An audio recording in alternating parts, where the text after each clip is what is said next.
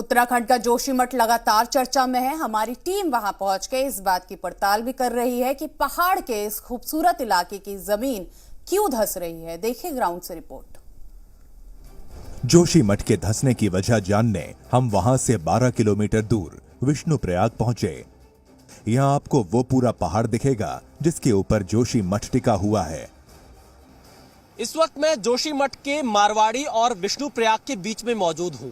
जोशीमठ पर जो मौजूदा संकट आया है उसके लिए कई लोग इस पहाड़ को भी जिम्मेदार मान रहे हैं, क्योंकि इस पहाड़ पर ही पूरा जोशीमठ टिका हुआ है और इस पहाड़ की मिट्टी में लगातार कटान होती हुई दिखाई दे रही है। आप ये जो पूरा पोर्शन देख रहे हैं, यहाँ पर मिट्टी में कटान लगातार जारी है और यही वजह है कि 2 दिन पहले जब यहाँ पर सचिव आपदा प्रबंधन उत्तराखंड की एक टीम यहाँ पहुंची थी, उस टीम ने यह सुझाव भी दिया है कि मारवाड़ी पुल से लेकर विष्णुप्रयाग तक ये 17 साल से प्रोविजन स्टोर चला रहे थे और हर दिन 8 से 9 हजार का बिजनेस करते थे। अचानक से ये दोगुना हो गया। जानना चाहते हो कैसे? तो फ्रीडम ऐप को अभी डाउनलोड करें। एक प्रोटेक्शन वॉल बनाई जाए ताकि इसकी मिट्टी की कटान को रोका जा सके। अगर तेजी से ये मिट्टी का कटान यहाँ पर बढ़ता रहा तो जोशीमठ के लिए खतरा और ज्यादा बढ़ जाएगा। इसी पहाड़ के ऊपर सेमा गांव भी है, जहां के लोग बहुत पहले ही पलायन करना शुरू कर चुके हैं। जोशीमठ के लिए सर ये बहुत बड़ा खतरा है, जो कि ये 2 साल पहले ही जो है ये सेमा गांव में ये टूट चुका था, ये टूटने के कगार पे था। जो कि हमने बोला भी था कि जो ये बोल के जो नाले, अगर जोशीमठ से अगर ये नाले बने रहते, ये आधे रास्ते तक नाले बने हैं। जब बरसात होती है उस टाइम पे नाले पूरे जो है पूरे पलट जाते हैं। उसके कारण जो है ये पूरा दसाव पूरा हो चुका है और मजबूर में हमको जो है यहाँ पे छोड़ना पड़ा है। अब हमने न्यू चुनार में मकान बनाई है, वहाँ भी ये स्लाइड जोन कब से यहाँ पर बना? कब से? 2 साल पहले से हो चुका है। ये मिट्टी लगातार खिसकते जा रही है। पूरा खेत यहाँ तक, पूरा हमारे खेत यहाँ तक पूरा खेत थे, वो टूटते टूटते अब तो घर तक तो पूरा ये सेमा गाँव पूरा बैठ चुका है। उसके कारण भी बहुत ज्यादा नुकसान हुआ है घरों में। इसीलिए कुछ दरारें पहले भी पड़ी थी। सबसे पहले दरार पड़ी थी सुनील गांव में, मेरे चाचा जी लोगों के यहाँ से 1 साल पहले ही वहाँ पे दरार पड़ी थी। धीरे धीरे आज की डेट में उनका मकान भी पूरा ढह चुका है। तो 2021 से आज 2023 है, 2 साल में कोई काम ही नहीं हुआ यहाँ पर? अभी तक कोई काम नहीं हुआ था। ये अधिकारियों ने सुनी आपकी बात की नहीं? बात कौन सुनेगा सर, यहाँ पर कोई अधिकारी किसी ने नहीं सुना है। किसी के पास आप लोग गए? प्रशासन के पास? प्रशासन के पास भी गए थे, हमने एप्लीकेशन भी दी थी कि बोला कि आपको जो है शिफ्ट किया जाएगा कहीं। मगर यह है कि हम जाएं तो अपने बच्चे गाय बच्ची भी है हमारी, हम कहाँ लेके जाएं उनको। विष्णुप्रयाग में धौला गंगा नदी के पास स्लाइड जोन 2 पर भी मिट्टी की कटान देखी गई। दरअसल जो जांच कमेटी यहाँ पहुंची थी विष्णुप्रयाग में, उसने इस पूरे इलाके का दौरा किया है। यहाँ पर ये जो पहाड़ देख रहे हैं मेरी बाईं तरफ, इसी पर पूरा जोशीमठ टिका हुआ है और ये स्लाइड जोन 2 है।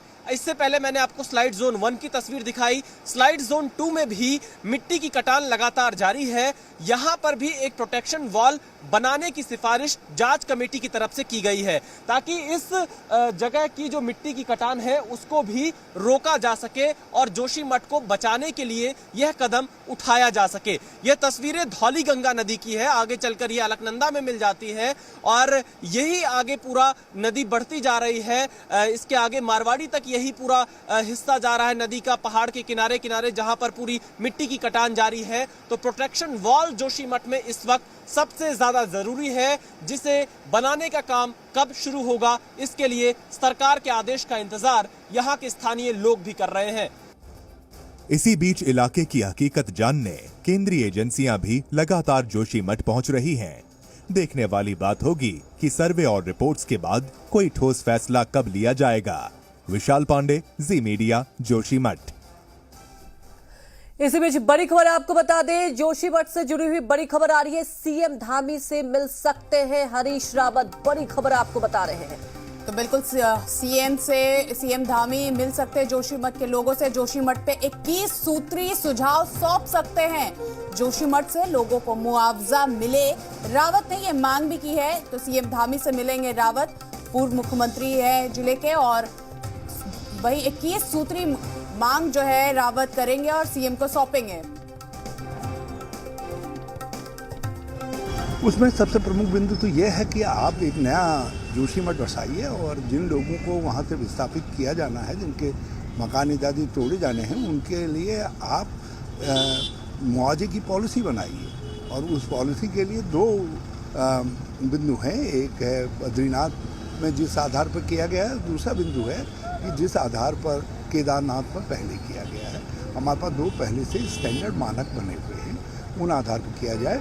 और उसमें ये भी है कि जो जोशीमठ है उसके अपने पौराणिक, ऐतिहासिक, सांस्कृतिक, धार्मिक सारे महत्वों को देखते हुए जोशीमठ को बचाने के लिए, जिस स्वरूप में है जोशीमठ था, उस स्वरूप को बचाने के लिए जो है सारे राष्ट्रीय उपाय किए जाए। इसलिए इस आपदा को राष्ट्रीय आपदा माना जाए।